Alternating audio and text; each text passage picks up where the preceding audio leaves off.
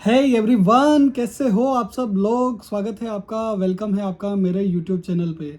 मेरा नाम है सीए संजय गिलरा और आज हम आपके लिए लेके आए हैं चैप्टर नंबर 5 सीए फाइनल का ऑडिटिंग का चैप्टर। सो ऑडिटिंग का सीए फाइनल का चैप्टर नंबर 5 है सर, और 510 ऐसे है। स्टैंडर्ड्स ऑन ऑडिटिंग है ऐसे 510। शुरुआत करने से पहले मैं आपको बताना चाहूँगा कि इस टॉपिक के लिए मैंने इंडिविजुअल वीडियो भी डाल रखे, वो भी आप देख लेना ताकि आपको थोड़ा बेटर याद रह सके ऐसे, क्योंकि आपको डिटेल में तो पढ़ना ही पड़ेगा। रीज़न बीइंग आईसीएआई ने ऑडिटिंग प्रोनाउंसमेंट के भी लिंक आपको दे रखे हैं। आप जब बीओएस नॉलेज पोर्टल की साइट पे जाओगे तो आपको आईसीएआई के जो ऑडिटिंग प्रोनाउंसमेंट है वो आपको वहाँ पे मिल जाएगा। So let's start without wasting much time on S A 510, जिसका नाम क्या है sir, initial audit engagement opening balances. देखिए, मैं आपको study material word to word पढ़ा रहा हूँ। इट्स नॉट माई गारंटी कि मैं आपको एक ही दिन में आपको सारा याद हो जाएगा या आप एक दिन में चैंपियन बन जाओगे। मेरा काम है कि भाई आपको स्टडी मटेरियल से अच्छे से गो थ्रू कराना कि स्टडी मटेरियल को पढ़ते कैसे है। लेकिन अभी आपको क्या करना है, थोड़ी आपकी भी जिम्मेदारी रहेगी कि सर हम आपको इसको वापस रिवाइज करें, अच्छे से रिवाइज करें। No doubt after February I will upload revisionary videos, but ठीक है, तब तक लेट्स स्टार्ट ऐसे 510 without wasting much more time of your. So ऐसे 510 सर क्या बोलता है हमारे लिए। ऐसे 510 बोलता है sir, initial audit engagement opening balances. What is initial audit engagement. सबसे पहले बात आती है सर, ऐसे 510 जो बोलता है इनिशियल ऑडिट एंगेजमेंट होता क्या है सर।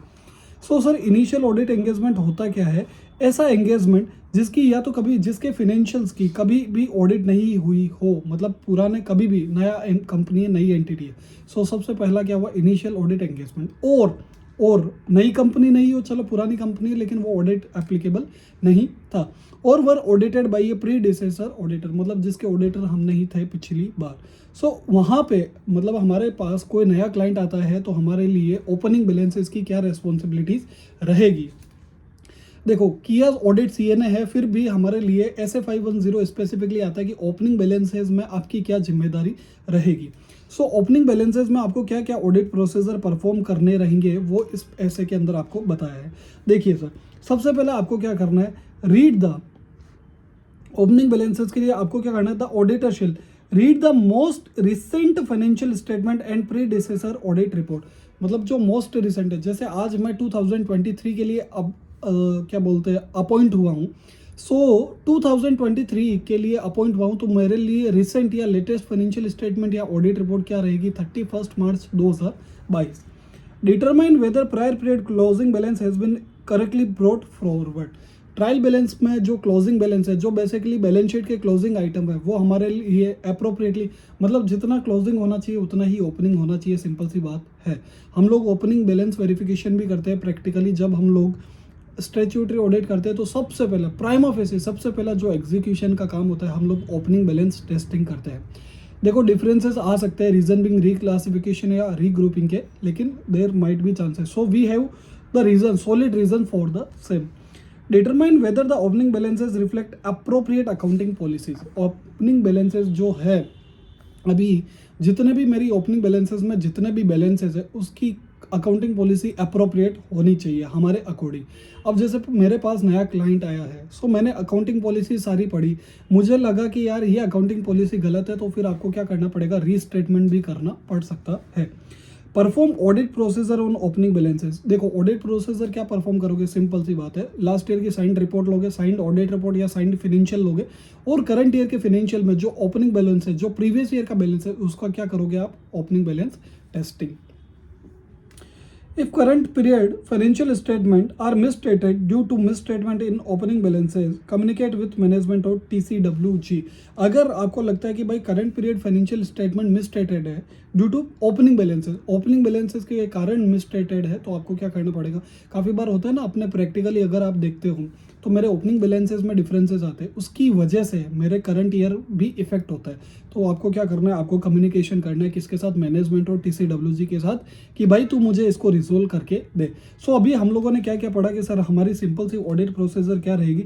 सबसे पहले हम लोग FS लेंगे प्लस ऑडिट रिपोर्ट लेंगे, मोस्ट रिसेंट फाइनेंशियल स्टेटमेंट या ऑडिट रिपोर्ट, और हम क्या चेक करेंगे कि भाई जो क्लोजिंग बैलेंस है वो करेक्टली ब्रॉट फॉरवर्ड हुआ है या नहीं हुआ, करेक्टली ब्रॉट फॉरवर्ड हुआ है या नहीं हुआ है, and whether the opening balances reflect appropriate accounting policies, appropriate accounting policies तो हो रही है ना, and we will perform further audit procedure, audit procedure क्या परफॉर्म करेंगे कि भाई लास्ट ईयर का balances is equal to current year का ओपनिंग बैलेंसेज, और अगर कोई डिफरेंस होता है या कोई मिसस्टेटमेंट होता है तो हम लोग कम्युनिकेट किसको करेंगे, TCWG और मैनेजमेंट को। बोलिए सर 5 बातें आपको अगर समझ आई है तो हम आगे बढ़ते हैं।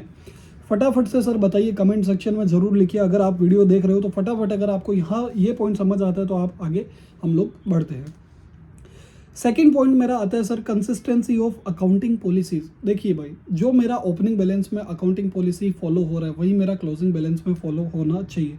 Obtain audit evidence as to whether the accounting policies are consistently applied and in case of any changes whether properly accounted for. देखो, हमेशा ये चीज़ ध्यान में रखना, हमेशा ये चीज़ ध्यान में रखना कि जो अकाउंटिंग पॉलिसीज़ है ना, जो अकाउंटिंग पॉलिसीज़ है, ठीक है ना, वो क्या होनी चाहिए, कंसिस्टेंट होनी चाहिए आपकी, क्या होनी चाहिए, कंसिस्टेंट है। और इफ़ एनी चेंजेस, और कोई अगर चेंजेस होता है तो आपको क्या करना है, प्रॉपर्ली क्या करना है, अकाउंटेड करना है और प्रेजेंटेड करना है, एज वेल एज डिस्क्लोज करना है कि भाई मैंने अकाउंटिंग पॉलिसी में चेंज किया है। Relevant information in the predecessor audit report, अगर ध्यान में रखना कि अगर प्रीवियस ईयर ऑडिटर के रिपोर्ट में अगर क्या होता है, मॉडिफाइड ओपिनियन, मतलब बेसिकली क्वालिफिकेशन होती है, तो आपको क्या करना है, you have to evaluate the effect of the matter giving rise to such modification with respect to current year financial statement. Previous year की क्वालिफिकेशन अगर करंट ईयर भी सोल्व नहीं हुई है, प्रैक्टिकली हम लोग उसको कैरी फॉरवर्ड ही करते हैं, लेकिन अगर वो सोल्व हो गई है तो हम क्या करेंगे, उसको डिस्क्लोज नहीं करेंगे, बेसिकली हम लोग उसको स्ट्राइक थ्रू कर देंगे। अभी ऑडिट कंक्लूजन एंड रिपोर्टिंग की बात मेरी आती है। अब एक चीज़ ये ध्यान रखना, अगर auditor is unable to obtain audit evidence regarding opening balances, अगर उसको ऑडिट एविडेंस ओपनिंग बैलेंसेस के रिगार्डिंग नहीं मिले तो वो क्या करेगा, सिंपल सी बात है सर, क्वालिफाई करेगा या डिस्क्लेमर देगा। और ऑडिटर ने कंक्लूड किया कि ओपनिंग बैलेंस में कंटेन है miss statement, not properly presented और डिस्क्लोज, तो वो क्या करेगा सर, क्वालिफाई या एडवर्स ओपिनियन देगा। सिंपल सी बात है, जब भी मेरे को अप्रोप्रिएट ऑडिट एविडेंस नहीं मिलता या sufficient and appropriate audit evidence नहीं मिलता तो मैं क्या करूंगा कि भाई या तो क्वालिफाई करूंगा या डिस्क्लेम कर दूंगा। और अगर मुझे लगता है कि भाई ओपनिंग बैलेंस के गलती है, ओपनिंग बैलेंस के में मिसस्टेटमेंट है, तो what I will do, qualify और adverse opinion.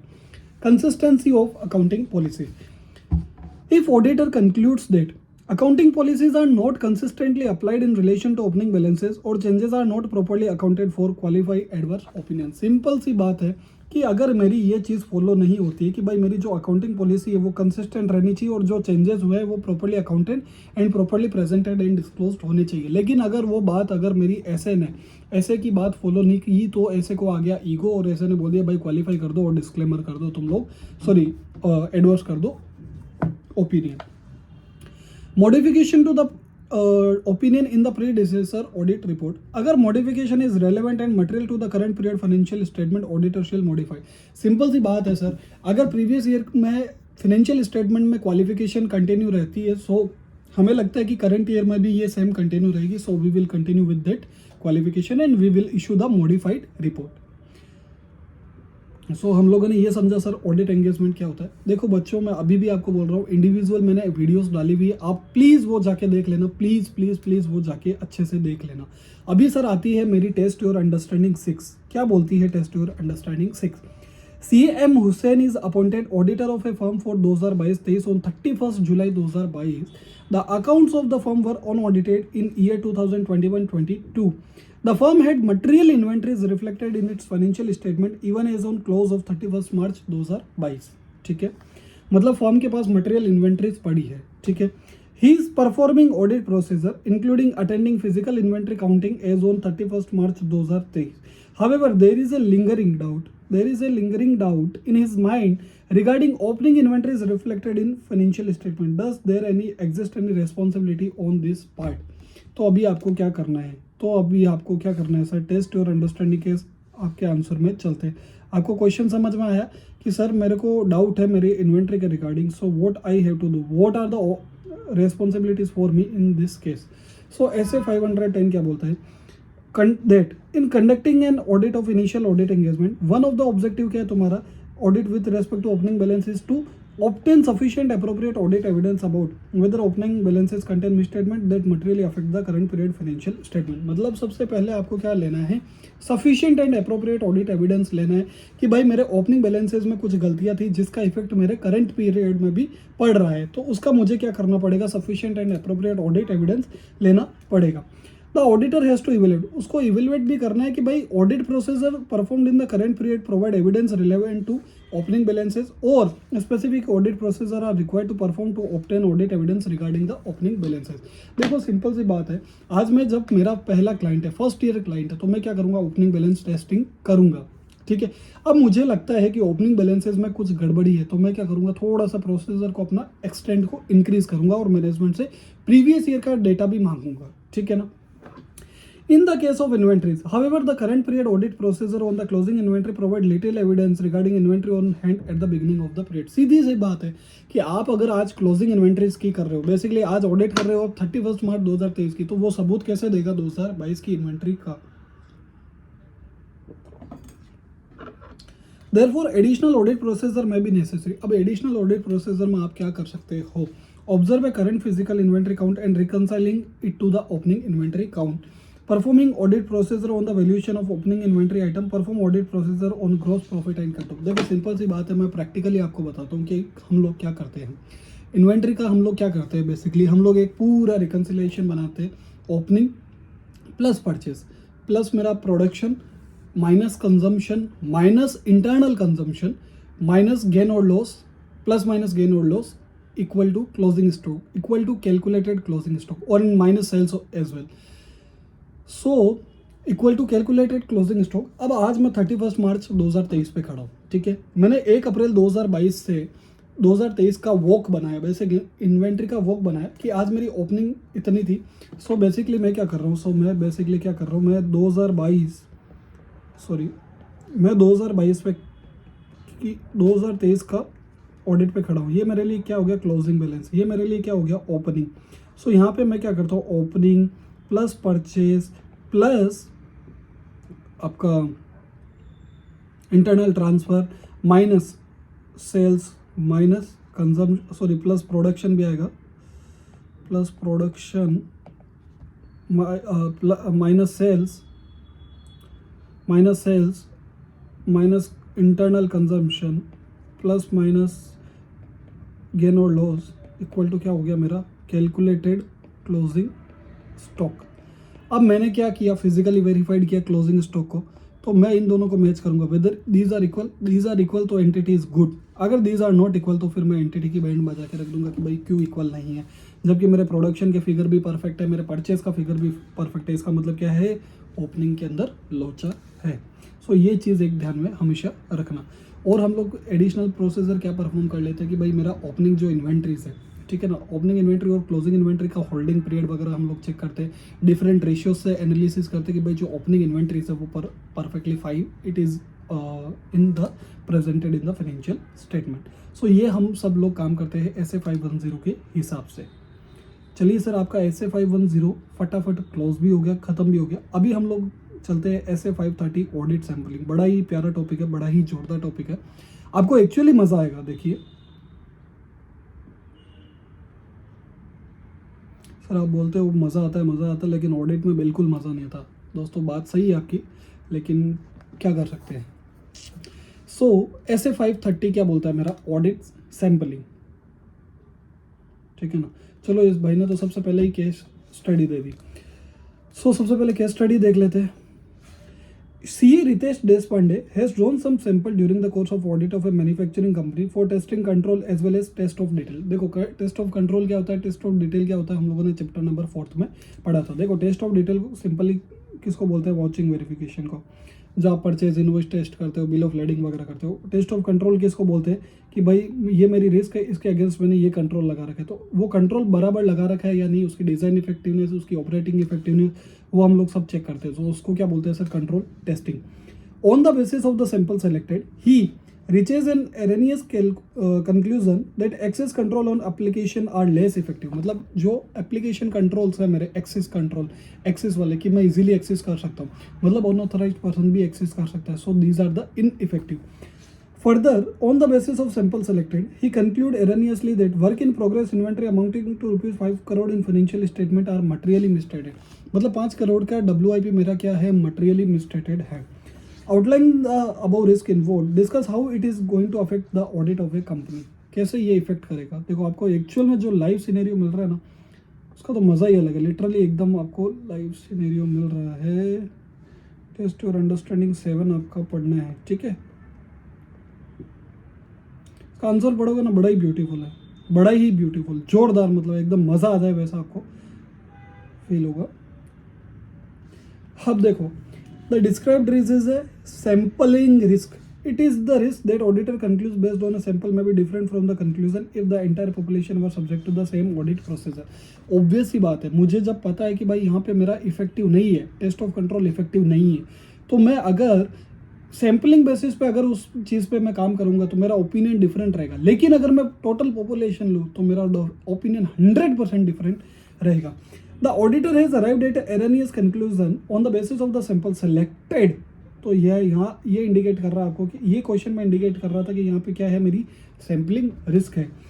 In the case of a test of control he has concluded that access control are less effective even than they actually are. In the case of a test of detail he has concluded that a material misstatement exists where in fact it does not. This type of erroneous conclusion affect audit efficiency as would usually lead to additional work to establish that initial conclusion were incorrect. So simple सी बात क्या होती है, मैं आपको बताता हूँ क्या हुआ है. एक्चुअली क्या हुआ है उसका कि भाई वर्क इन प्रोग्रेस उसको लग रहा है गलत है, और जो टेस्ट ऑफ कंट्रोल से एक्सेस कंट्रोल निकला है उसका आंसर बोल रहा है वो इनफेक्टिव है. अब अगर बात इनफेक्टिवनेस की आ जाती है तो सर मेरे को एक चीज़ ये बताओ कि आज मेरे को पता है कि भाई यहाँ पे मेरा कंट्रोल फेल है, इन्वेंटरी में कंट्रोल फेल है, तो अगर मैं सैम्पलिंग करने जाऊँगा और फिर मैं सोचता हूँ कि यार अगर मैं 100% पॉपुलेशन पे करूँ तो मेरा ओपिनियन डिफरेंट रहेगा कि भाई इन्वेंटरी जो है वो प्रेजेंट नहीं कर रहा है true and fair view. So what I will do, मैं क्या करूँगा, इन्वेंटरी की पूरी 100% ऑडिट कर दूंगा. अब फिर पता चलता है, अब इससे इफेक्ट क्या हुआ, इससे इफेक्ट हुआ NTE, नेचर टाइम और एक्सटेंड. नेचर कैसे इफेक्ट हुआ, टाइम कैसे हुआ, नेचर क्या हुआ क्योंकि मेरे प्रोसेसर चेंज हो गया, मेरा थिंकिंग स्टाइल चेंज हो गया. टाइमिंग कैसे कि मेरे को टाइम ज़्यादा लगा उस एरिया को क्लोज करने में, और एक्सटेंड क्योंकि मैंने प्रोसेसर बढ़ा दिया. पहले मैंने सैंपल पे काम किया था, अभी मैं 100% पे काम कर रहा हूँ. सो उसने मेरा NTE ऑफ ऑडिट प्रोसेसर बढ़ा दिया और मेरे रिसोर्सेज का भी काम बढ़ा दिया, जबकि वहाँ पे एक्चुअली ज़रूरत नहीं थी. So this will effect the same. थोड़ा सा आपको ब्रेनस्टॉर्मिंग करना पड़ेगा. ऑडिटिंग इज लाइक लिटरली, मतलब एकदम रियल बेस्ड ऑडिट होती है ना, जैसे एक्चुअली सिनेरियोज होते हैं. एक्चुअल केस सिनेरियोज बोलूँ ना मैं आपको, एक्चुअल केस सिनेरियोज वो आपके सामने अभी आ रहे हैं.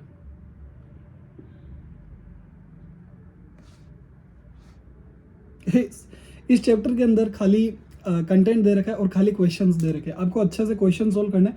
मैं तो क्या बोलता हूँ, ये सारे क्वेश्चन सोल्व कर लेने का स्टडी मटेरियल के, फिर जो लास्ट ईयर में जो RTPs MTPs और पास्ट ईयर के क्वेश्चन पेपर हैं वो अच्छे से सोल्व कर लेने के. आपको ऑडिट में एग्जामिशन लाने से कोई भी नहीं रोक सकता, ठीक है.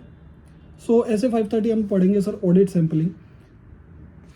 इसको रहने दो, इसको रहने दो.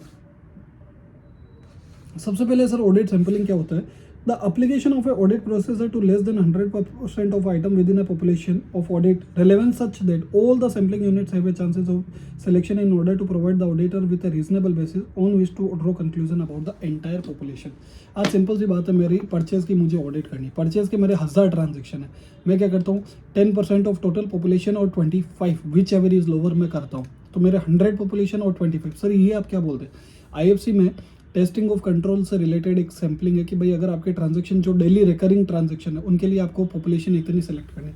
अभी मैंने 25 पॉपुलेशन कर ली, तो अभी अगर मैं 1000 की ऑडिट करने जाता तो मेरी क्वेरीज ज़्यादा होती, क्वेरीज डिफरेंट टाइप्स की भी निकल सकती थी. नो डाउट मैं एनालिटिकल तो करूँगा, लेकिन टेस्ट ऑफ डिटेल में खाली किसका करूँगा, या टेस्ट ऑफ कंट्रोल खाली कितों का करूँगा मैं, 25 सैम्पल्स का. अभी 25 सैम्पल से मेरा जो कंक्लूजन निकला वो हो सकता है कि भाई मेरा डिफरेंट हो, तो उसको तो बोलते हैं सैम्पलिंग रिस्क.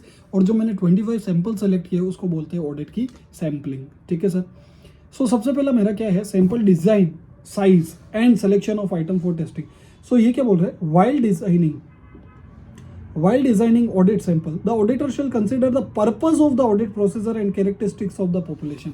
जब भी आप ऑडिट सैंपल डिसाइड करो ना, तो सबसे पहले आप ऑडिट प्रोसीजर क्या परफॉर्म करने वाले हो. आज आपको पता है कि मैं परचेज में मैं ये ऑडिट प्रोसीजर करूंगा कि भाई मैं इनवॉइस टेस्ट करूंगा, मैं बिल ऑफ लेडिंग चेक करूंगा, मैं लोरी रिसिट्स चेक करूंगा, मैं आउटर रजिस्टर्ड चेक करूंगा, मैं सिक्योरिटी गेट रजिस्टर्ड चेक करूंगा, ये सारी चीज़ें मैं करूंगा। सो आपका जो भी प्रोसेसर है परफॉर्म है वो आपको पर्पस पता होना चाहिए, उसके बेसिस पे आपको सैम्पलिंग करनी है। देखो आपको लगता है कि यार मेरे को ये परचेज के डेली ट्रांजेक्शन है, तो आपको क्या, अब जैसे और पॉपुलेशन भी आपको पता होनी चाहिए कि पॉपुलेशन का नेचर क्या है। अभी सपोज अब जैसे कंटिजेंट लाइबिलिटी के केसेस है, उसमें तो आप रैंडम लगा नहीं सकते कि भाई मैं कोई भी रैंडमली केस उठा लूँ। उसमें आपको क्या करना पड़ेगा, हर एक केस अच्छे से पढ़ना ही पड़ेगा आपको। उसमें आपको ऐसे सैम्पलिंग नहीं कर सकते, आप प्रोफेशनली जज होकर आपको सैंपल करने पड़ेंगे।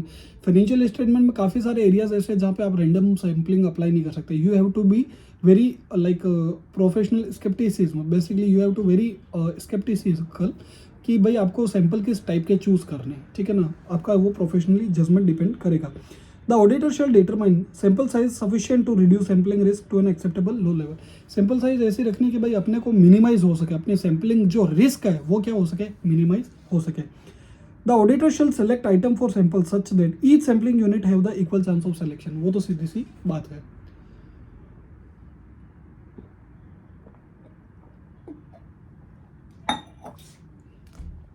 सो मुझे ये चीज़ पता है कि भाई sample design size and selection of item of testing मुझे क्या ध्यान में रखना है, पॉपुलेशन ध्यान में रखना है, पॉपुलेशन का नेचर कैसा है, उसके हिसाब से मैं क्या करूंगा, सैंपलिंग का मेथड चूज करूंगा। So then what I will perform audit processor. Simple सी बात है, आज सैंपलिंग यूनिट्स निकल गई, मेरे को पता चल गया कि भाई मेरे ये सैंपल्स है। सो what I will do sampling audit processor. अब ये ऑडिटर क्या करेगा, ऑडिटर को एप्रोप्रिएट ऑडिट प्रोसीजर परफॉर्म करना है ऑन ईच आइटम सिलेक्टेड। सीधी बात है, अगर audit procedure is not applicable on the selected item. अब आप काफ़ी बार ऐसा होता है कि जैसे मैं इनवॉइस टेस्ट करने वाला था या मैं लोरी रिसीट चेक करने वाला था, अब पता चलता है कि आप चेक कर रहे थे गुड्स का इनवॉइसेस, उसमें सर्विस का निकल गया, उसमें लोरी रिसीट्स कहाँ से लाओगे। सो मतलब this is the hypothetical example I have given. तो आपको क्या करना पड़ेगा, फिर सैंपल को चेंज करना पड़ेगा और रीजन फॉर जस्टिफिकेशन भी आपको डॉक्यूमेंट करना पड़ेगा कि भाई मैंने ये सैंपल चूज किया था लेकिन ये सैंपल में ये डॉक्यूमेंट्स एप्लीकेबल नहीं है, सो मैंने फिर इसका सैंपल रिप्लेस किया है और जो मैं चेंज कर रहा हूँ उसका मैं आपको डॉक्यूमेंट, उसका जस्टिफिकेशन दे रहा हूँ। If the auditor is unable to apply the designed audit procedure to selected item. देखो अभी काफ़ी बार कैसा होता है कि जो ऑडिट प्रोसीजर हमने सोचा था, कुछ जैसे मेरे 1000 सैंपल थे, 1000 ट्रांजेक्शन थे, उसके से अंदर मैंने 25 ट्रांजेक्शन ली। अब 25 ट्रांजेक्शन के अंदर पांच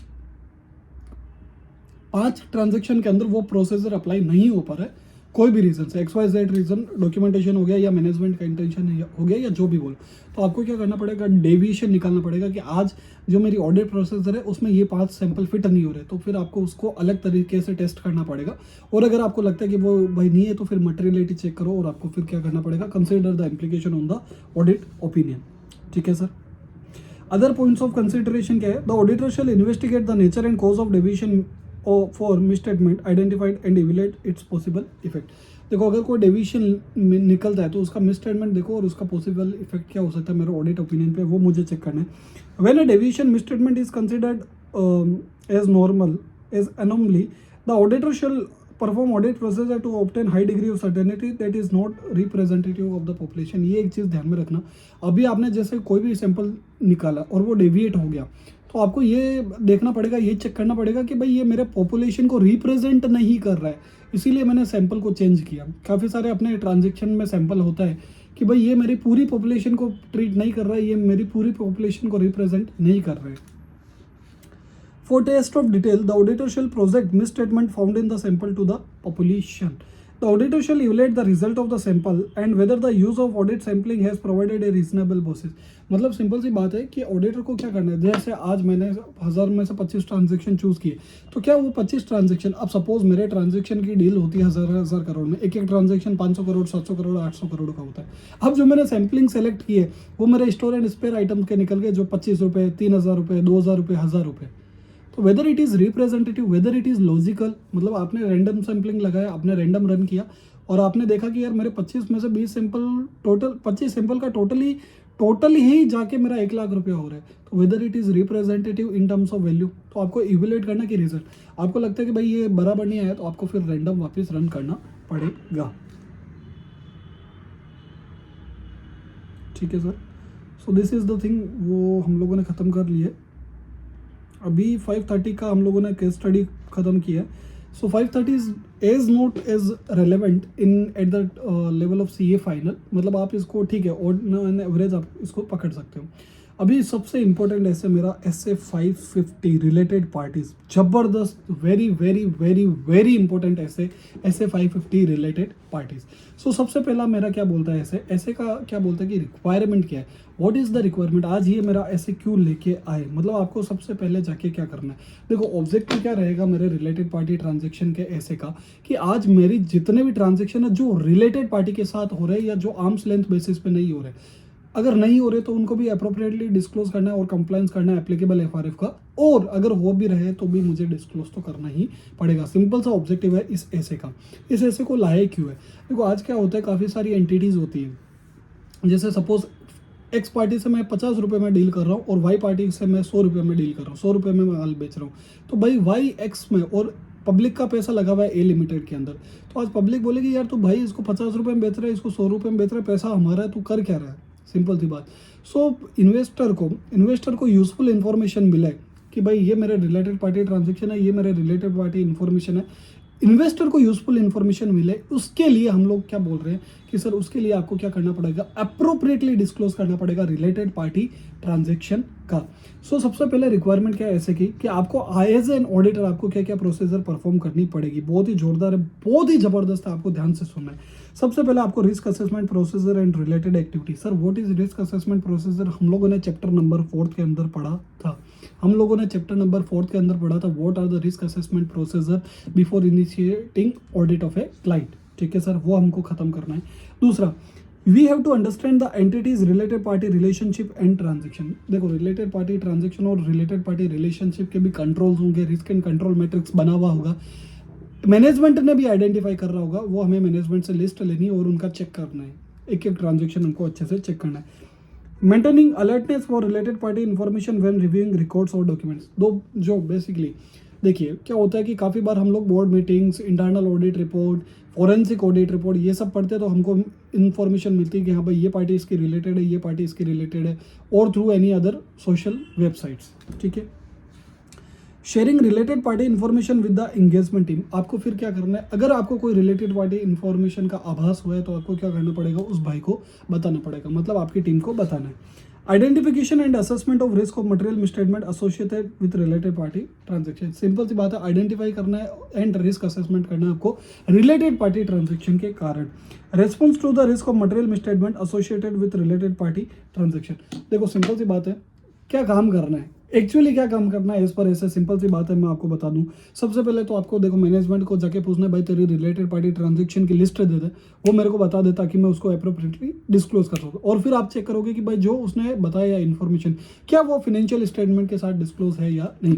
दूसरा आप क्या पढ़ सकते हो, मिनट्स ऑफ मीटिंग पढ़ सकते हो, शेयर होल्डर रजिस्टर पढ़ सकते हो, AGM पढ़ सकते हो, internal audit report, forensic audit report, और अनाप शनाप जो भी रिपोर्ट आती है जितनी भी एंटिटीज़ में जो मैनेजमेंट को प्रेजेंटेशन वगैरह देते हो वो आप चेक कर सकते हो, ताकि आपको पता चल जाए कि कोई भी रिलेटेड पार्टी ट्रांजेक्शन जो एंटिटी ने हमको नहीं बताई है, ठीक है।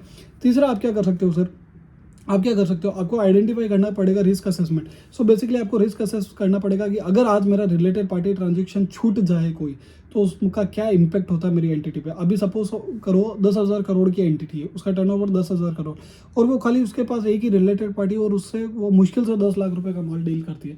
So it is as per that entity it is not relevantly material, क्योंकि वो खाली 10 लाख का ही माल डील कर रही है। सो ये चीज़ें थोड़ी सी ध्यान में रखना। आइडेंटिफिकेशन ऑफ प्रीवियसली अनआइडेंटिफाई और अनडिस्क्लोज रिलेटेड पार्टी ट्रांजेक्शन।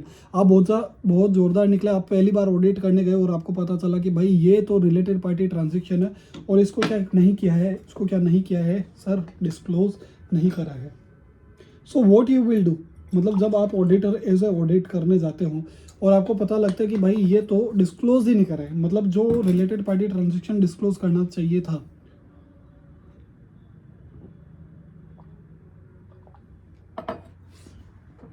जो रिलेटेड पार्टी ट्रांजेक्शन डिस्क्लोज करना चाहिए था वो डिस्क्लोज ही नहीं किया, तो आपको क्या करना पड़ेगा, auditor shall determine whether the underlying circumstances confirm the existence of such transaction. सबसे पहले तो जो सर्कमस्टांसेस है, जिन सर्कमस्टांसेस के अंदर वो ट्रांजेक्शन हुआ है, क्या ये रिलेटेड पार्टी ट्रांजेक्शन को डील कर रहे हैं, ये इंडिकेट कर रहे हैं।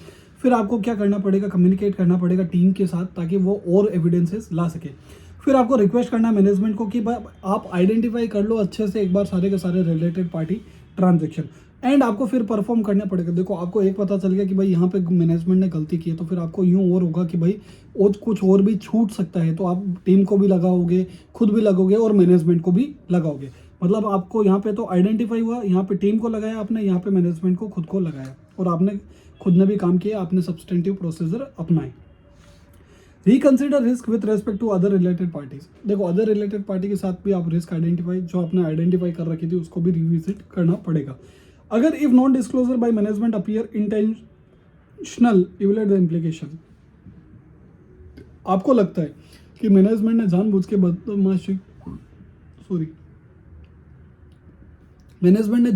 बदमाशी की है, या मैनेजमेंट ने जानबूझ के नहीं बताया, तो आप क्या कर सकते हो उसको, आप उसको इम्प्लीकेशन देख सकते हो ऑडिट का, बेसिकली क्वालिफाई करोगे या डिस्क्लेमर दे दोगे। अभी सर आपको identified significant related party transaction outside the normal course of business. Normal course of business में जाके, other than normal course of business में जाके आपने क्या किया, डीलिंग की। तो आपको अगर आइडेंटिफाई किया तो फिर कैसे करोगे। सबसे पहले आपको क्या करना है, इंस्पेक्ट करना अंडरलाइंग कॉन्ट्रैक्ट एंड इवेल्युएट। सबसे पहले आपको ये इवेल्युएट करना है, जैसे मैंने आपको एग्जांपल दिया कि ए पार्टी को, एक्स पार्टी को मैं 50 रुपये में माल बेच रहा हूँ, वाई पार्टी को मैं 100 रुपीज़ में माल बेच रहा हूँ, और अदर पार्टीज को भी मैं ऑन एन एवरेज 100 रुपीज़ के आसपास माल बेचता हूँ। So why should X is special for me. X ने मेरे लिए ऐसा क्या किया, एक्स वो वाली एक्स नहीं, सो एक्स ने मेरे लिए क्या किया कि यार मैं इसको 50 रुपये के अंदर गुड्स भेज रहा हूँ। सो सबसे पहले आपको क्या करना पड़ेगा, अंडरलाइन कॉन्ट्रैक्ट और इवेल्युएट करना पड़ेगा। पता चले वो इन रिटर्न हमको सर्विसेज भी देता हो, बार्टर सिस्टम हो गया, तो वो ट्रांजेक्शन्स का भी हमको खास में ध्यान रखना है। सो सबसे पहले तो बिजनेस रेशनल है क्या है, आज इस ट्रांजेक्शन को करने से फायदा क्या हुआ, व्हाट इज द फायदा for the business, whether the terms of transaction are consistent with management explanation. पता चला जब हम मैनेजमेंट को पूछने गए क्यों भाई क्यों भेजा 50 रुपये में इसको माल, तो जो हम लोगों ने टर्म्स देखे ट्रांजेक्शन के और जो मैनेजमेंट ने हमको एक्सप्लेन किया, whether they are in line with them और they are doing different, whether such transaction have been properly accounted for, properly account किया है या नहीं किया, या कुछ भी आड़ा टेढ़ा अकाउंटिंग कर दिया। सो सबसे पहले हम लोग क्या करेंगे भाई, हमको पता चलता है कि भाई आइडेंटिफाई हुआ है रिलेटेड पार्टी ट्रांजेक्शन और मैनेजमेंट इंटेंशनली डिस्क्लोज नहीं किया, तो आपको कॉन्ट्रैक्ट पढ़ना पड़ेगा उसको, और अंडरलाइन कॉन्ट्रैक्ट उसका पढ़ना पड़ेगा। आपको रेशनल देखना पड़ेगा कि भाई ट्रांजेक्शन क्यों किया है, दिमाग की बत्ती जलानी पड़ेगी। आपको ये देखना पड़ेगा कि जो भाई ट्रांजेक्शन के टर्म्स है और जो मैनेजमेंट का एक्सप्लेनेशन है वो whether it is in the same direction, और ट्रांजेक्शन है वो अप्रोप्रिएटली वैल्यूड हुआ है या नहीं हुआ है। और ट्रांजेक्शन है, सबसे पहले आपके दिमाग में आएगा कि भाई ये अप्रूवल किसने दी ऐसा ट्रांजेक्शन करने की। फिर अदर इंपॉर्टेंट पॉइंट में ऑडिटर क्या रहेगा, ऑब्टेन करेगा एक रिटर्न रिप्रेजेंटेशन की ऑल द रिलेटेड पार्टी, मतलब मैनेजमेंट ने हमको सारी की सारी रिलेटेड पार्टी बता दी है और सारे के सारे ट्रांजेक्शन, मतलब एक सिंपल सा मैनेजमेंट रिप्रेजेंटेशन लेटर ले लेगा कि all the related party transaction have been disclose by the management to the auditor and that are properly accounted, properly disclosed and properly valued, ठीक है ना। और ऑडिटर को लगता है कि भाई हमें कुछ सिग्निफिकेंट मैटर डिस्कस करने हैं तो वो रिलेटेड पार्टी के साथ, तो वो भी हम लोग कर सकते हैं, ठीक है। सो ये चीज़ें हो गई मेरी। अभी मेरे को ये ध्यान में रखना है, टेस्ट योर अंडरस्टैंडिंग 8 जोरदार क्वेश्चन है, मजा आएगा। Living well private limited engaged in the manufacturing and export of floor coverings. Such products are labor intensive and do not require much of the capital investment in machinery. The company has no plans to diversify in other product lines. Its directors are also holding significant interest in other company by Living Private Limited. Okay. Living Well Private Limited or My Living Private Limited. Engaged in the manufacturing of blanket using capital intensive machinery. During the course of audit, My Living Private Limited, it was noticed by you that the company has sold machinery of 1 crore to Living Well Private Limited during the year. Transaction has been done at normal market rate applicable to such used machinery. However, do you view the above transaction as auditor of My Living Private Limited? जब कोई आपको पता था कि जो मेरे transaction है वो कैपिटल इंटेंसिव नहीं है और कंपनी का कोई भी दूसरी प्रोडक्ट लाइन में डील करने का कुछ है ही नहीं, लेकिन जो माई लिविंग प्राइवेट लिमिटेड है उसने मशीनरी सोल्ड कर दी 1 करोड़ रुपए की, तो फिर ये ट्रांजैक्शन आप किस नज़रों से देखोगे, कैसे देखोगे। तो चलो सर टेस्ट और अंडरस्टैंडिंग 8 के अंदर ये क्या बोल रहा है, इन respect of significant related transaction outside the normal course. देखो नॉर्मल रूटीन मेरा धंधा क्या है कि भाई मेरा रूटीन धंधा है सिंपल सा ब्लैंकेट को बेचना या फिर जो भी XYZ है, मेरी लेबर इंटेंसिव प्रोडक्ट। अब मैं क्या बेच रहा हूँ, मशीनरी बेच रहा हूँ। सो रेस्पॉन्सिबिलिटी किसकी, ऑडिटर की, कि भाई इवेल्युएट करना कि बिजनेस रेशनल है और lack thereof the transaction that may have been enter to indulge fraudulent financial reporting. पता चलता है कि वो ट्रांजेक्शन आपने इसीलिए एंटर हुए कि भाई आपको क्या करना पड़ेगा, आपको क्या करना है, फ्रॉड करना है। सिंपल सी बात है, आपको फ्रॉड करना है, आपने मशीनरी बेच दी। The auditor has to seek to understand the business rational of such a transaction from related party perspective. Related party के पर्सपेक्टिव से देखो, कहीं भी रिलेटेड पार्टी का क्वेश्चन में जिक्र ही नहीं, लेकिन आपको दिमाग दौड़ाना पड़ेगा कि भाई यहाँ पे रिलेटेड पार्टी हिट हो रहा है मेरा और बिजनेस रेशनल है, I have to identify. It would help him understand the economic reality. भाई इकोनॉमिक रियलिटी, भाई मेरा कैश आउटफ्लो हुआ है या कैश इनफ्लो हुआ है। There is no primary rational for such a transaction. Living well private limited does not manufacture blankets and the purchase of part of all machinery pertaining to blanket manufacturing has no rationale for it primarily. A business rationale from the related party perspective that appear inconsistent with the nature of business may represent a fraud risk factor. So basically मेरा business कुछ और है, मैं बेच कुछ और रहा हूँ और वो किसी और पार्टी को। तो ये सब क्या है भाई, ये सब अपन की समझ के बाहर है, तो वो हमें समझ के करना पड़ेगा सर। चलिए चलिए चलिए सर, चलिए चलिए, बहुत सारे क्वेश्चंस करने, बहुत सारे क्वेश्चंस है इसके अंदर।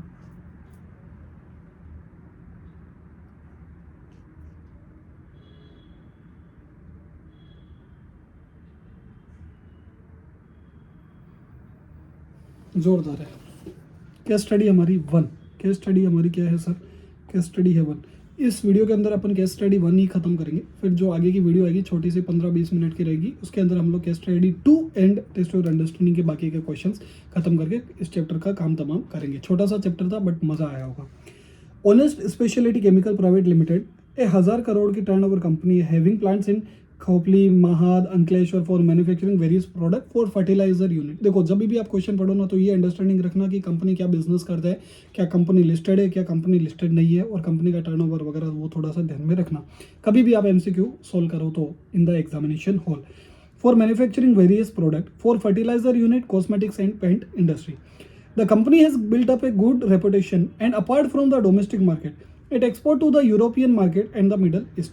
The company is a closely held company owned by 3 friends and their family member. ये चीज़ एक ध्यान में रखना, ये कुछ इंडिकेट करना चाहता है, ठीक है। The type of material handled and product are hazardous. भाई 3 फैमिली फ्रेंड्स है और उनके फैमिली मेंबर चला रहे, फ्रेंड जहाँ आ जाते हैं वहाँ पे हैजार्डस होना कंपलसरी है। So following further latest information relating to the companies as under. The company need to import the key raw material and is exposed to high risk of price fluctuation and currency risk. मतलब company का जो major business है वो किस पे dependent है, import पे, और हाई रिस्क की बिजनेस है क्योंकि प्राइस फ्लक्चुएशन जबरदस्त होता है। कंपनी को कैरी करनी पड़ती है high inventory due to long import cycle. मेरी इंपोर्ट आने में टाइम लगता है तो मेरे को क्या करना पड़ता है, हाई इन्वेंट्री मेंटेन करना पड़ता है। Working capital is almost 60% blocked in inventory. 60% working capital मेरी ब्लॉक्ड है कहाँ, इन्वेंट्री, और 40% मेरी ब्लॉक्ड है रिसीवेबल के अंदर, क्योंकि मेरे को उसका क्रेडिट पीरियड ज़्यादा है। The company has huge investment in plant and machinery finance through long term loan from the, मतलब कंपनी ने जो इन्वेस्टमेंट कर रखा है प्लांट एंड मशीनरी वो भी लोन लेके कर रखा है। So since the company has large import, it buys import licenses from the open market. ये सब भी काम कर रही है। The company has received custom notice using fake licenses for importing material without paying duty. मतलब fake licenses के लिए भी उसको पकड़ा है कंपनी ने, और कंपनी ने फाइल की appeal with such notice and same is pending with appellate tribunal. ये क्या कर रहा है, डिपेंड इंडिकेट कर रहा है कंटीजेंट लायबिलिटी। ऐसे आपको दिमाग को लिंक करना है हर तरफ से। The amount involved is material and along with the interest and penalty could be more than 10% of the turnover. Turnover कितना था, 1000 करोड़, 1000 करोड़ का 10% मतलब 100 करोड़ की पेनल्टी या इंटरेस्ट हो सकते हैं, पेनल्टी और इंटरेस्ट के साथ। कंपनी के पास लिक्विड केमिकल है स्टोर्ड इन यूज टैंक, मतलब वो एक्सपायरी भी हो सकते हैं। The powder form of chemical is stored in a standard size drum. Few item of stock like coal, sulphur are lying in an open area. Open area मतलब चोरी होने का डर। Company has used domestic sale on a consignment basis and vast quantities of finished inventories are lying with the consignees across India. मतलब third party के वहाँ inventory पड़ी है, ऐसे पढ़ना पड़ता है। The company has received an order from NGT to pay fine of rupees 1.5 crore for the emission of toxic chemical in air and water. मतलब कंपनी ने क्या किया, नदी के अंदर पानी छोड़ दिया, गलत गंदा पानी छोड़ दिया। The type of plant is such that it has to be continuous process and at any time huge quantities of material are in process। ठीक है sir. Raw material are stored in huge tank located 2 km from the plant and to transport the chemical liquid there is a network of pipe connecting them and at any point in time there are a huge quantity of materials lying in the pipeline। ठीक है बात, मतलब मेरी pipeline में भी बहुत सारी inventories पड़ी रहती है। The company has prepared its inventory detail by involving a management expert. During the year, the previous auditor resigned and a new auditor get appointed। मतलब सब कुछ हो गया इस कंपनी के अंदर, हर एक ऐसे काम में आ गया। अभी थ्योरेटिकल प्रोसीजर में सबसे पहले आपको क्या करना है, देखो which audit procedure are required for verifying existence and condition of company's inventory with specific reference to its nature of operation। So सबसे पहले इसका थ्योरेटिकल आंसर मैं आपको बताता हूँ कि भाई सिंपल सी बात है। देखो auditor need to sufficient obtain, देखो आज मेरी inventory material to the financial statement, तो मुझे क्या करना पड़ेगा, उसके लिए क्या लेना पड़ेगा, sufficient and appropriate audit evidence लेना पड़ेगा रिगार्डिंग इट्स एग्जिस्टेंस। पहले तो क्या वो इन्वेंट्री जो फाइनेंशियल में बता रखी है, सपोज 200 करोड़ की बता रखी है, क्या वो एक्चुअली एग्जिस्ट कर रही है और जो उसकी कंडीशन है वो बराबर है या नहीं। तो ऑडिटर को उसके लिए क्या करना पड़ेगा, अगर sufficient and appropriate audit evidence मुझे प्राप्त करना है, किसके लिए, क्या बोलते हैं, एग्जिस्टेंस एंड कंडीशन के लिए, तो मुझे क्या करना पड़ेगा, सबसे पहले मेरे को करना पड़ेगा फिजिकल वेरिफिकेशन। उसमें मैं क्या करूंगा, अटेंड करूंगा फिजिकल काउंटिंग और मैं इवेलुएट करूंगा मैनेजमेंट का इंस्ट्रक्शन, मैनेजमेंट का काउंट प्रोसीजर, मैनेजर और परफॉर्म करूंगा टेस्ट काउंट और ऑब्जर्व करूंगा physical verification. The existence of appropriate control activities भी मैं चेक कर लूंगा कि भाई जो कलेक्शन है of used physical inventory count record accounting for unused physically और एक्यूरेट आइडेंटिफिकेशन है, स्टेज ऑफ कंप्लीशन कि भाई वर्क इन प्रोग्रेस में है मेरा, वो सब चेक कर लूंगा। स्लो मूविंग और नॉन मूविंग का मैं चेक कर लूंगा और कंट्रोल कर लूंगा over the movement of inventory. Observe करूंगा performance of management count, inspect करूंगा इन्वेंट्री और परफॉर्म करूंगा टेस्ट काउंट। सो ये सारी चीज़ें मैं चेक करूंगा। ओपनिंग बैलेंस का वो opening balance to closing balance का रिकन्सिलेशन बनाऊंगा। सो ये क्वेश्चन बेसिकली ईजी है, ये इंपॉर्टेंट भी है, आपको ध्यान में रखना है, आपको याद करना पड़ेगा। The company has prepared inventory detail by involving a management expert. He elaborating upon its rationale, discuss responsibility of auditor in regard to information by company using such expert। अगर आपको लगता है कि भाई कंपनी ने एक्सपर्ट यूज करा है, तो कंपनी डील्स कर रहा है स्पेशलिटी केमिकल्स के अंदर, लिक्विड भी है, पाउडर भी है, कोल है, सब कुछ है, ठीक है। यूनिट ऑफ मेजरमेंट सबका डिफरेंट होगा for each of the category का, सीधी सी बात है। एंड कुड इन्वॉल्व टेक्निकल और मैथमेटिकल कैलकुलेशन भी रहेगी और उन्होंने क्या करा होगा, मैनेजमेंट एक्सपर्ट को भी यूज़ करा होगा। तो सबसे पहले आपको क्या करना पड़ेगा, अगर आप मैनेजमेंट एक्सपर्ट का काम यूज़ कर रहे हो तो आपको 3 चीज़ें करनी पड़ेगी। क्या चीज़ें करनी पड़ेगी सर, इवेल्युएट करना पड़ेगा आपको कॉम्पिटेंस, कैपेबिलिटी एंड ऑब्जेक्टिविटी। सबसे पहले जो अगर कभी भी आप एक्सपर्ट का काम करो यूज़, तो आपको क्या काम, आपको 3 चीज़ें करनी है। सबसे पहला competence, capability and objectivity, CCO, competence, capability and objectivity check करनी है आपको। दूसरा आपको क्या काम करना है, आपको उसके अंडरस्टैंडिंग लेनी कि भाई जो उसने काम किया तो वो मुझे तो समझा कि तूने क्या काम किया। तीसरा मुझे क्या करना पड़ेगा, appropriateness of the expert work as to the audit evidence for the relevant financial statement. फिर क्या बोल रहे हैं, what additional procedure does the auditor need to carry out in respect of stock lying with consignee. मतलब inventory अगर मेरी third party के पास पड़ी है तो मैं क्या क्या कर सकता हूँ। देखो हमने ऑलरेडी पढ़ा था कि अगर ऐसे 501 के अंदर हमने पढ़ा था कि भाई अगर इन्वेंट्री मेरी थर्ड पार्टी पे पड़ी रहती है या 500 के अंदर कि भाई, तो मुझे क्या करना पड़ेगा, या तो मैं दूसरे ऑडिटर को अरेंज करूंगा या खुद ऑडिट करने जाऊंगा। मैं क्या कर सकता हूँ, ऑब्टेन कर सकता हूँ ऑडिटर की रिपोर्ट, अदर ऑडिटर की रिपोर्ट, इंटरनल ऑडिट रिपोर्ट वगैरह मैं चेक कर सकता हूँ, इंस्पेक्ट कर सकता हूँ इन्वेंट्री, सॉरी, और थर्ड पार्टी कंफर्मेशन में रिक्वेस्ट कर सकता हूँ। और मैं क्या कर सकता हूँ कि भाई इंस्पेक्ट कर सकता हूँ documentation regarding to sale and purchase, जितने भी मैंने सेल्स किए उसके मैं सेल्स इनवॉइसेस वगैरह सब चेक कर सकता हूँ।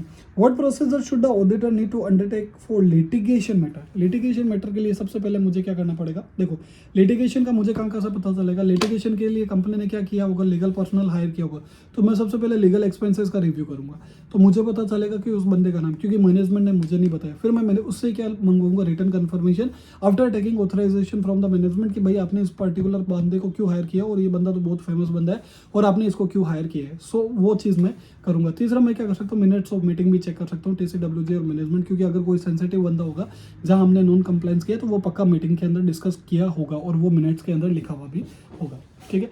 और मैं क्या कर सकता हूँ सर, और मैं लीगल क्लेम्स का पूरा लिस्ट ले सकता हूँ मटेरियल का, और मैं उस पर अपना कंफर्म करूंगा किससे, लीगल बंदे से, कि भाई तू मेरे को कंफर्म करके दे कि कौन से केसेस है जो फेवर के अंदर है, कौन से केसेस है जो हमारे लिए वर्स्ट केस है। वर्स्ट केस सिनेरियो तो मुझे प्रोविजन ही बुक करना पड़ेगा, कंटेंजेंट लायबिलिटी से काम नहीं चलेगा। और मैं ऑब्टेन कर लूंगा रिटर्न रिप्रेजेंटेशन किससे, मैनेजमेंट और TCWG की, भाई आपने जितनी भी इंफॉर्मेशन दी है रिगार्डिंग लिटिगेशन एंड क्लेम सारी की सारी कंप्लीट है, उसमें से कुछ भी नहीं छूटा है। ठीक है सर। अब देखो जोरदार MCQs आए आपके। The objectivity of the management expert is likely to be lesser if expert is competent, नहीं गलत बात, एक्सपर्ट कैपेबल है, नहीं relevant, expert is employed by the entity. Objectivity कहाँ इफेक्ट कर सकती है, अगर एक्सपर्ट को किसने हायर किया, मैनेजमेंट ने। विच of the following matter is irrelevant for auditor in planning attendance eight physical entry count. तो ऐसा कौन सा मैटर है कि भाई मुझे जहाँ पे अटेंडेंस करना फिजिकल इन्वेंट्री काउंट, तो मेरे को साफ दिख रहा है कि वे the 100% of inventory is covered in the account, possible ही नहीं, इम्पॉसिबल इवेंट है। External confirmation for receivable are not reliable in which of the following cases, which of the following cases जहाँ एक्सटर्नल कंफर्मेशन रिलायबल नहीं होंगे। अगर आप भेज रहे हो एक्सटर्नल कंफर्मेशन रिसीवेबल के, और कंफर्मेशन का जो साइन है वो कौन कर रहा है, प्लांट मैनेजर साइन कर रहे हैं, ठीक है ना, रेस्पॉन्स डायरेक्टली रिसीव हो रहा है तो हम लोगों को बढ़िया सबूत है। अगर address from the confirming party आता है तो परफेक्ट है, पॉजिटिव कंफर्मेशन है तो भी परफेक्ट है, लेकिन साइन कर रहा है प्लान मैनेजर और हम उसको बोल रहे हैं क्या, एक्सटर्नल कंफर्मेशन। ये तो इंटरनल का एक्सटर्नल कंफर्मेशन हो गया। The new auditor plan certain procedure with respect to opening balances, which of the following procedure is not in accordance with SA 5010 के हिसाब से कौन सा प्रोसीजर है वो करेक्ट नहीं है। Reading the most recent financial statement, ये करना है हमको। When the prior period report is modified, the impact on the current period, ये भी हमको करना है। Correctly bringing forward, ये भी हमको करना है। Ascertaining whether predecessor auditor had attended, इसका हमें क्या काम है, सो इसको क्या करेंगे, कैंसिल, ये हमारे लिए ऑप्शन हो जाएगा। चलो इसमें फटाफट से खत्म कर लेते हैं। है मेरी case study 2, case study 2।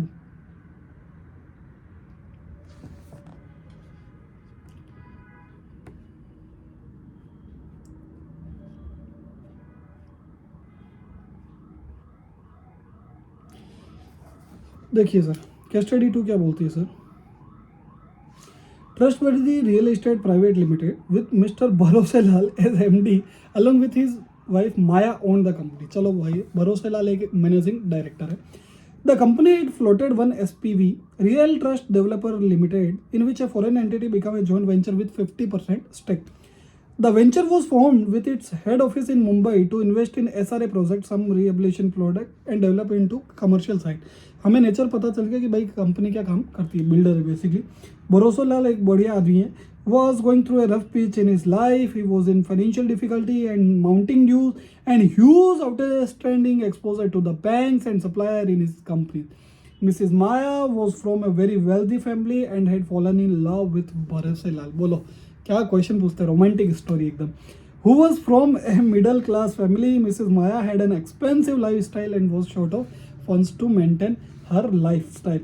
Mr. Bharoselal sensed a golden opportunity in the new venture because the foreign partner has no knowledge of Indian regulation and law. The SRA project worked and was solely dependent on the local partner to get all the permission, scouting for the project, getting consent and blah blah blah. So major ABC and company एक chartered accountant है जो auditor की appoint हुई किसकी, joint venture की। And engagement team was headed by CA sceptical, जो जोरदार दिमाग वाला आदमी है मेरे जैसा। So who had in his stand with the firm was instrumental in unearthing two major frauds and has ability to sniff out any such scenarios. क्या बात है। मिस्टर भरोसेलाल का डोमिनेंट पर्सनालिटी था, पावरफुल इन्फ्लुएंस भी था फंक्शनिंग पे, और everybody look to him for guidance. The governance structure was very poor in the organisation. चलो भाई भरोसेलाल नहीं निकला। And mister Bharoselal use to dictate the decision even though as a part of joint venture there was a detailed governance structure and policies and procedure in making decision making process at the joint venture. However, the representative on the board of the joint venture of the foreign partner who had shifted to India to surprise the SRA project had grown friendly with Mr. Bharoselal and Mr. Bharoselal had even go out of the way to help him good accommodation वगैरह। ठीक है, second hand Mercedes भी दी। The dealing in the SRA project are not very transparent and above board are very opaque. Given the above situation, CA escape team want to discuss with the audit team areas and situation where risk of material misstatement is possible. यहाँ तो भरोसा लाल पे ही भरोसा नहीं है, तो simple सी बात है भाई, रिस्क तो मेरा रहेगा। क्या ये रिलेटेड पार्टी रिलेशनशिप को इंडिकेट कर रहा है या नहीं कर रहा, वो चीज़ मुझे चेक करनी पड़ेगी।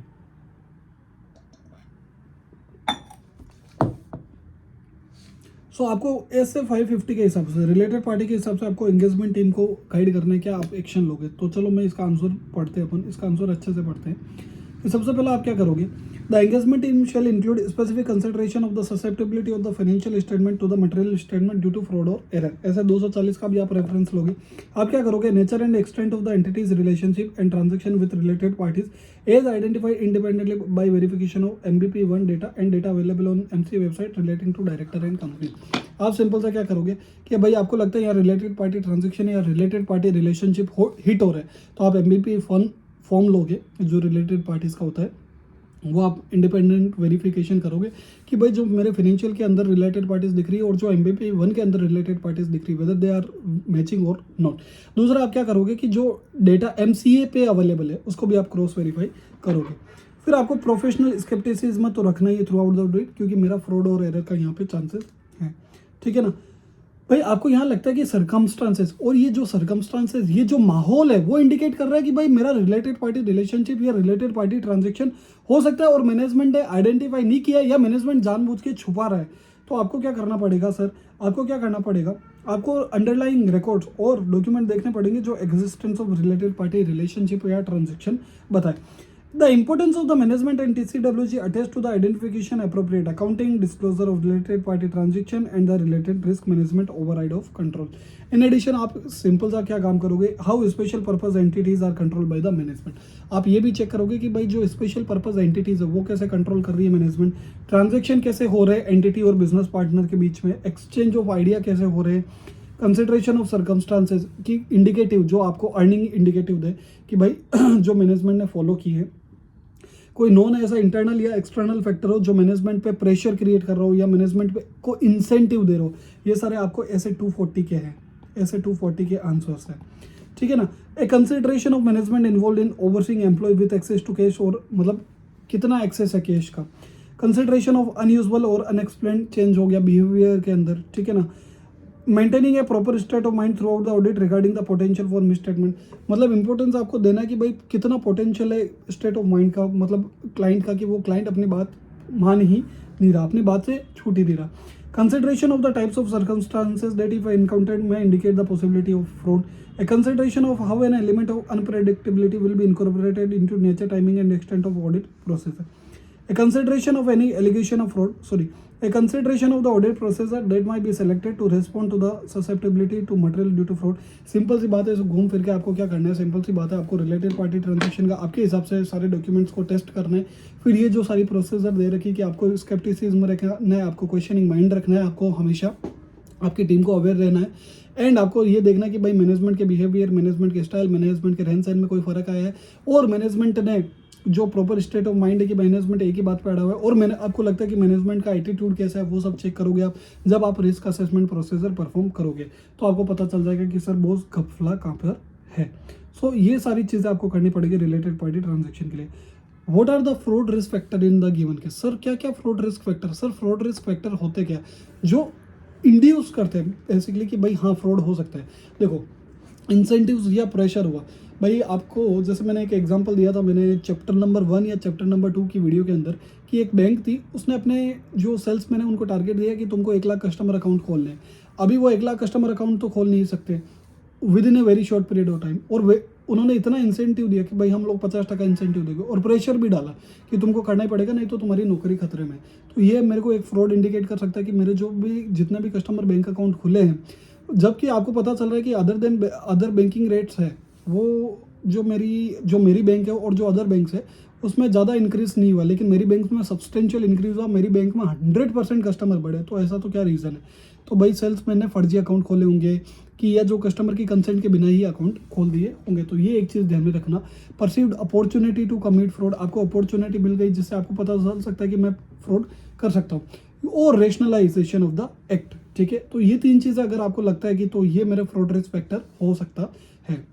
अभी देखो फ्रॉड रिस्क फैक्टर में क्या हो सकता है, इंसेंटिव्स और प्रेशर में क्या हो सकता है कि भाई आपके पास फाइनेंशियल डिफिकल्टी है, आपके खुद के पास फाइनेंशियल डिफिकल्टी है और आपके पास ह्यूज आउटस्टैंडिंग पड़ी है वेंडर और आपके फाइनेंशियल इंस्टीट्यूशन में, या फिर आपने आपकी लाइफस्टाइल है वो बहुत महंगी है। आपको पता चलता है, ऑडिटर को पता चलता है यार इसकी सैलरी तो 10 लाख है और इसकी जो लाइफस्टाइल है मर्सिडीज में आता है और ये सब। Requirement of fund as a equity to SPV about 5 crore आप इसको फंड दे रहे हो, ठीक है ना। परस्यूड अपॉर्चुनिटी क्या हुआ कि भाई अब आपको पता है, आज इस गिवन के केस में फ्रॉड रिस्क फैक्टर क्या है कि आपको पता है कि फॉरेन वाले पार्टनर को पता नहीं है कि भाई बिजनेस में क्या हो रहा है, तो ये मेरा एक परस्यूड अपॉर्चुनिटी है टू कमिट फ्रॉड। दूसरा रिस्क मेरा क्या हो सकता है कि रियल एस्टेट इंडस्ट्री का जो फंक्शन है और particularly risk due to SRA business model वो उसको पता नहीं है, और डोमिनेंट पर्सनैलिटी किसकी है, एमडी की, जिसके गाइडेंस वो लोग मांगने जाते हैं। तो ये सारी चीज़ें क्या इंडिकेट कर रही है बेसिकली मेरे फ्रॉड रिस्क फैक्टर को।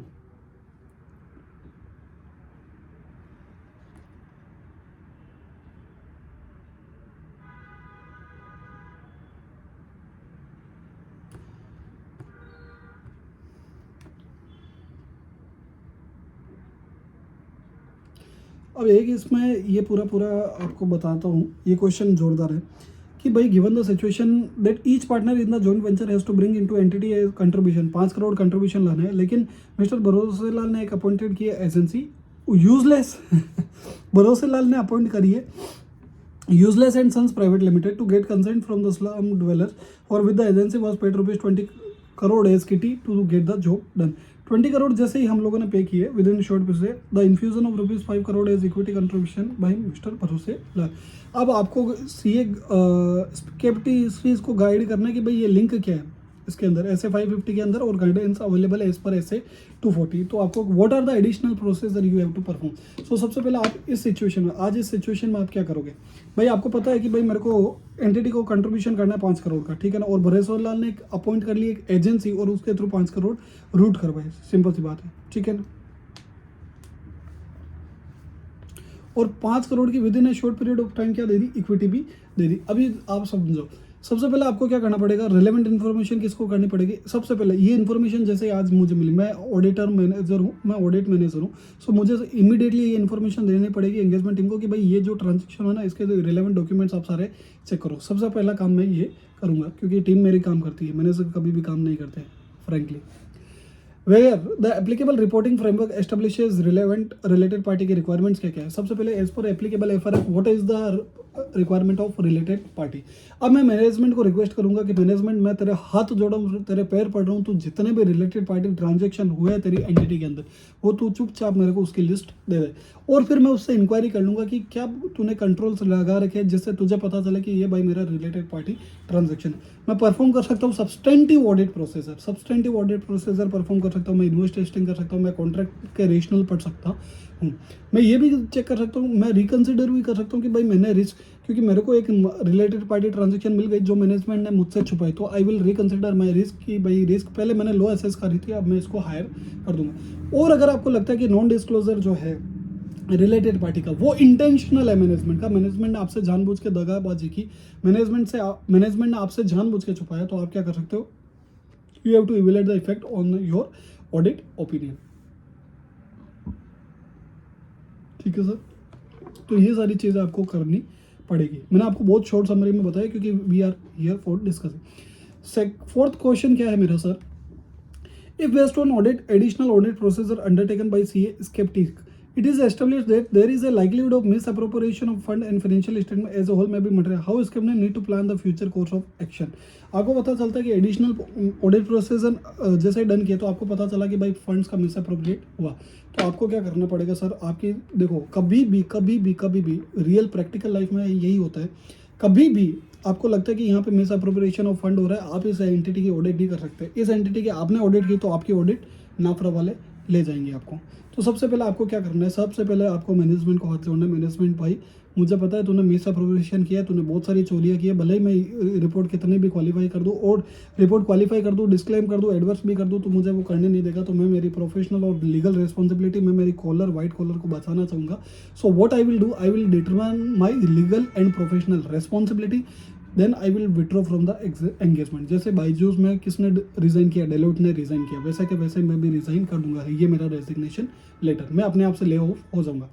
और अगर ऑडिटर विड्रॉ करता है, अगर ऑडिटर रिज़ाइन करता है, ऑडिटर को देखना पड़ेगा कि भाई मुझे किसी को बताने की ज़रूरत है या नहीं, क्या मुझे किसी को इन्फॉर्म करना पड़ेगा मैनेजमेंट या TCWG को, और मुझे मेरी प्रोफेशनल और लीगल रिक्वायरमेंट क्या है, वो सारी चीज़ें मुझे चेक करनी पड़ेगी।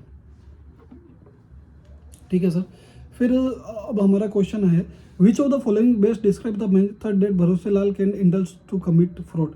सबसे पहले इसमें यहाँ पे यही पॉइंट है मेरा कि भाई using undisclose business partner to misappropriate fund in the garb of making a business transaction and the siphoning of the funds. मतलब आपको पार्टनर का पता ही नहीं और उसके साथ आप ट्रांजेक्शन कर रहे हो। In the given scenario the main factor giving rise to risk of material misstatement, risk of material misstatement को राइज दे रहा है वो कौन है, the vulnerability and dependence of foreign partner on local partner. बेचारा फॉरेनर अपने पे भरोसा कर रहे हैं और अपन फॉरेनर की बजा रहे हैं।